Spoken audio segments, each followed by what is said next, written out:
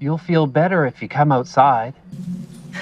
Ces monstres déguisés en humains n'osent pas entrer dans la maison, simplement parce que la femme tient une pierre mystique qui repousse les créatures. Chaque tombe de la nuit, ces monstres envahissent la petite ville, se nourrissant exclusivement d'humains avant de disparaître au lever du soleil. Chaque soir, juste avant le coucher du soleil, le shérif fait sonner une cloche. Dès que le son retentit, tous les habitants rentrent aussi de chez eux. Même les gamins de 7 ou 8 ans s'excutent sans discuter. Une fois les rues complètement désertes, le shérif retourne au poste. Et le tableau au mur indique 96 jours sans incident. Sans savoir que ce chiffre va trebris ce soir. Parce que l'homme a fini complètement saoul. Le patron du bar n'a pas eu d'autre choix que de tout verrouiller et de le laisser dormir sur place. Mais ce Solar a une femme et 2 filles à la maison. Comme son mari ne rentre toujours pas sa femme, n'a pu que fermer portes et fenêtres et retourner l'intérieur. La nuit tombe rapidement. La fille du Solar s'apprête à aller se coucher quand une voix dehors l'appelle celle de sa grand-preux pourtant morte depuis longtemps.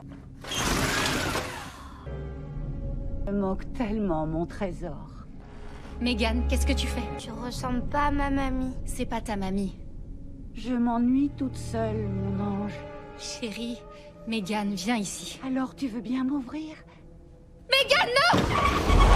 Quand l'homme cuve son alcool et rentre enfin chez lui, le shérif lui balance une grosse baffe sans prévenir. Faire boire? Tu préfères boire, hein? Non! Un mari protège sa famille, Franck! Un mari protège sa famille, Franck! Regarde ce que t'as fait! Non!